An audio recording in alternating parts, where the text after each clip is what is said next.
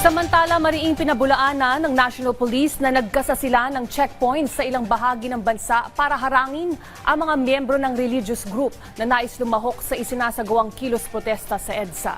Yan ang ulat ni Ryan Lesiges.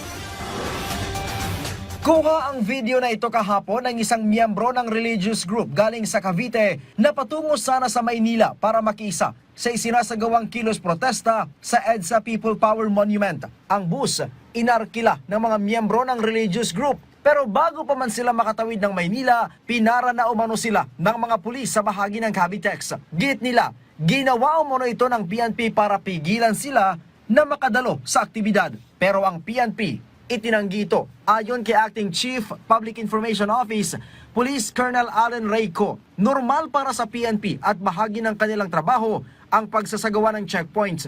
Pero hindi ito para harangin ang mga miyembro ng nasabing grupo. This is not specifically to prevent anybody from coming to Metro Manila, pero yung atin po is to safety. Always, ang safety po ng public ang ating tinitignan. So we are filtering. Normal naman po itong ginagawa. Kaugnay nito ay kinumpirma din ni Ko na nabigyan ng permit ang grupo na magsagawa ng kilos protesta ngayong araw.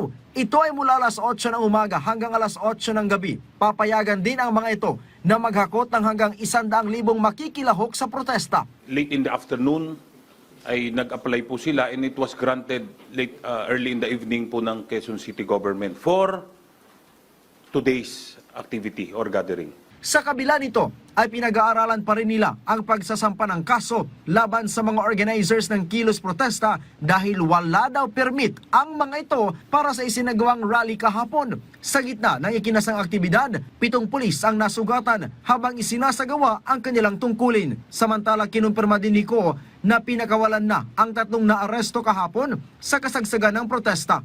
They were released for further investigation with no prejudice po for filing of cases against them later on if the evidence so warrants. Yung isa po, yung driver na naintindihan ng yung mismong naipit nating kapulisan ay naintindihan niyang gumagawa lamang ng trabaho, pinatawad na po siya. All the others are still bearing. Kagabi, umabot sa 15,000 ang nakiisa sa protesta. Ang sabi ng Quezon City LGU hanggang Biyernes daw ang hiniling na permit ng religious group para makapagsagawa ng kilos protesta. Pero isang araw pa lang daw ang kanilang inaprubahan.